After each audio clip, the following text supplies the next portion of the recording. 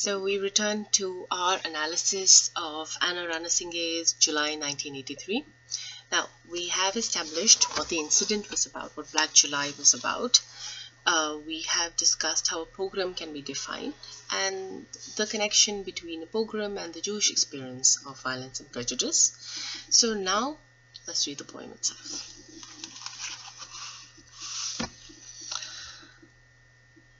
July 1983. I used to wonder about the Nazi killers and those who stood and watched the killing. Does the memory of so many bleeding eyes stab like lightning through their days and years?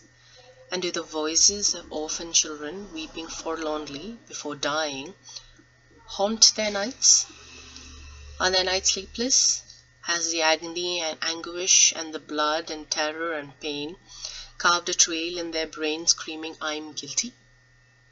Never again. 40 years later, once more there is burning, the night sky bloodied, violent and abused, and I, though related only by marriage, feel myself both victim and accused. Black gutted timber, splinters, shards and ashes, blowing in the wind, nothing remains. Flinch at the thinnest curl of smoke, shrink from the merest thought of fire, while some warm their hands at the flames. Ideally, you should read a poem a couple of times to sort of get into the energy of what the poem is really about. So, it's a very intense piece. I think that's pretty obvious. It's a short poem, it's not a long poem, and it's been divided into 9 stanzas, and most of the stanzas are 3-lined, except for the first one, which is 2-lined, which is kind of like an introductory statement. And the poem uses enjambment. Now, enjambment is really interesting, especially in the context of this poem, because we're seeing her past experiences and her current experiences sort of blending together, right? And why are we sort of acknowledging those two sides of it, or why is this actually happening in this text? Because technically the choice of looking or using the Holocaust as a reference, because it is very obvious it is a Holocaust poem as well, the decision to use the Holocaust to talk about any kind of personal experience is usually something that causes controversy, and most people are uncomfortable with the idea of doing so. But in Anne Ranasinghe's case, it does make a lot of sense because she is Jewish.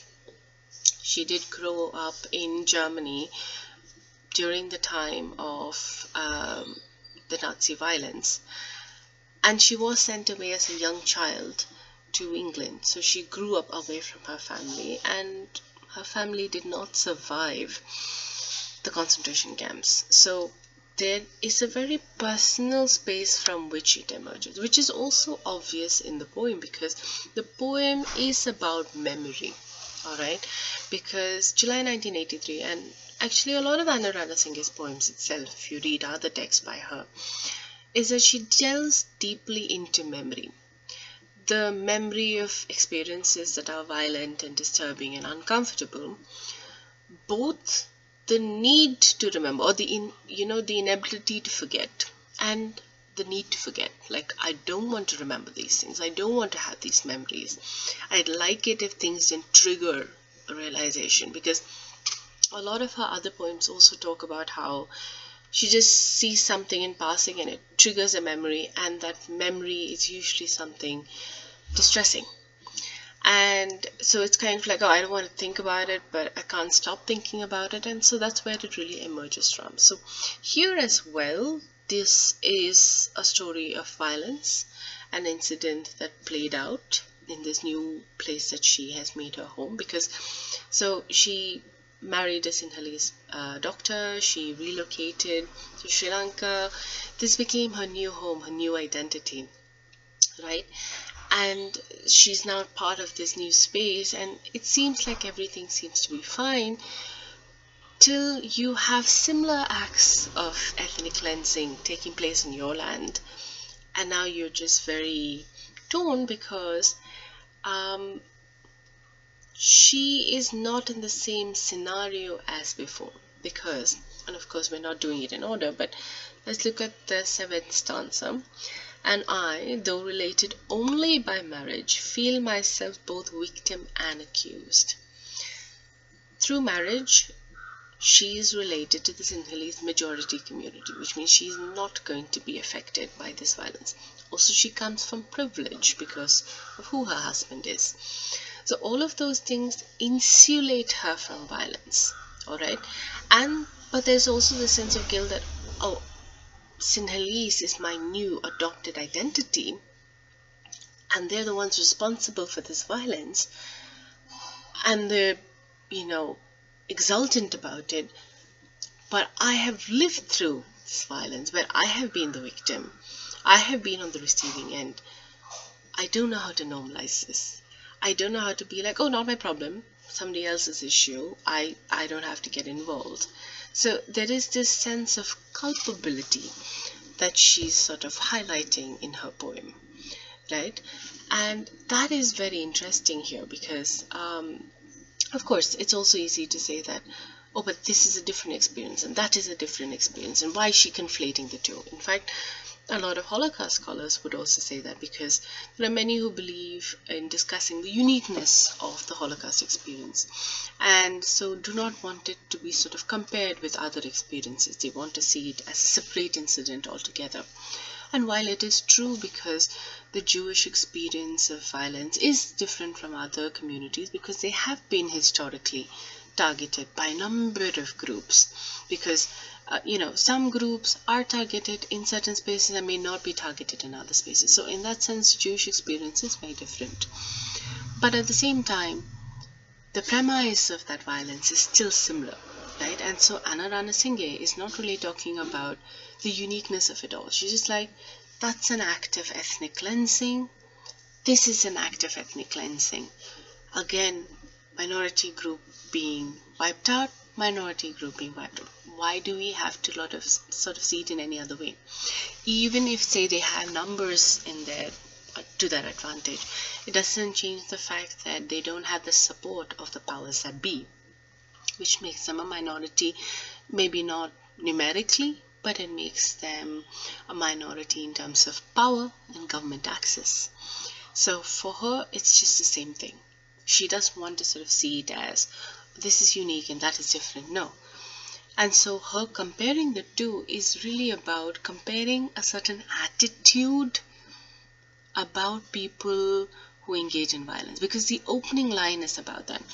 I used to wonder about the Nazi killers and those who stood and watched the killing, the ones who actively participated and the so-called bystanders. Because what she's sort of then highlighting is the same statement that the Polish writer Czesław Miłosz says in There Are No Innocent Bystanders, right? Because aiding and abetting a crime is a crime. If you stood by and did nothing, you are still as much a criminal as someone who actively participated in it. So she's not really interested in talking about what sets the Holocaust apart or why the Jewish experience is different. It's just the fact that how do you normalize violence? How can you justify such violence? Because the thing is that there are many eyewitness records of Black July where you have a lot of like I said, a lot of foreigners who were there in Sri Lanka around that point of time who record that a lot of the Sinhalese population who engaged in these acts of violence boasted about it. They were exultant and gleeful at the fact that, hey, we got rid of these people, we've eliminated this blight on our society. Because their thing is that how can these people who just came in talk about, oh, we want a separate state, or we want to do this, we want to do that, we want the same rights? Like, how dare they demand it? And so we've taken care of this problem, and people were exultant about it. And this was something that was deeply disturbing to a lot of these eyewitnesses who record these incidents, because they couldn't understand how people can be so blatantly open about such violence. In fact, there are also photographic evidence of such incidents, which is obviously not going to be a pleasant experience to go through. But that is kind of what she is talking about, that you cannot say, oh, violence is bad when it's against me, but somebody else, not my problem. Because her experiences have taught her that I have to have empathy for everyone. I have to understand that all of us are similar in this, right? That is what she's trying to talk about, because when she delves back into the past, and so stanza 2, stanza 3, stanza 4, and stanza 5, where she's talking about, those acts of violence that she's heard so much about, she knows people lived through, her own family did. And so she ends that 5th stanza with never again. It's like, I never want to experience this, I never want to have such a situation. But the very next line is 40 years later, I'm back in the same situation. There is no way to change this scenario. How did I end up here? And worse still, how did I end up in a situation where I'm the one in privilege, but I'm not able to see it as a privilege? I'm still disturbed by the fact that there is an act of violence occurring, and I feel culpable just by the mere act of being in a position that is insulated from this violence. And so she's really talking about how people can normalize this, because when she says, so the 8th stanza is of course directly about Black July, because everything else actually talks about the Holocaust experience, not Black July per se. So the 8th stanza, black gutted timber, splinters, shards and ashes blowing in the wind, nothing remains. That is specifically about the destruction of property and the violence that happened during Black July, right?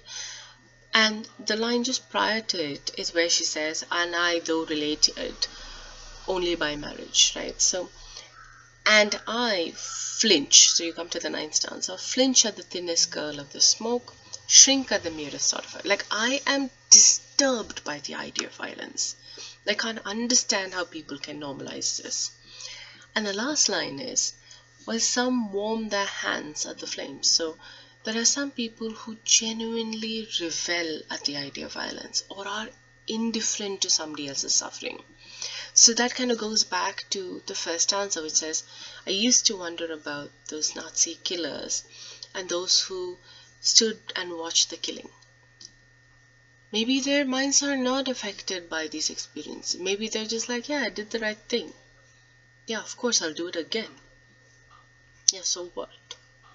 And so it is that mindset that she's trying to unpack, because she's like, it's not about whether it's a Jewish experience or a Tamil experience. At the heart of it, it's about violence. At the heart of it, it's about people who can normalize being violent against other people, because there was indiscriminate slaughtering, as it was during the Holocaust. The concentration camps did not discriminate between young men, old men, young women, old women, children, nothing. There was no discrimination in that sense. You were just assaulted and violated and killed irrespective. And Black July was no different. So at the heart of it, there is a certain attitude towards the other that she's trying to highlight by saying that we are not being empathetic. We have a very narrow perspective of who are our people. And so we're like, if there are people, it's terrible, this shouldn't happen. But if it's somebody else, then let's enjoy the whole process, so it's fine. And that is what she's really being critical of in July 1983. Is there a lot to unpack? Yes, because she's bringing together two very different experiences of violence. She is comparing two deeply diverse incidents from deeply diverse spaces. But at the heart of it, she's also saying that it's violence, and there are a bunch of people who are normalizing that, and that is dangerous because that is not something we should ideally be encouraging. So July 1983 then becomes both a record of Black July, but equally a record of someone who's traversing spaces through memory, all right, and through memories of violence, and someone who's questioning the problematics of such attitudes pertaining to other people's violence. Thank you for joining in.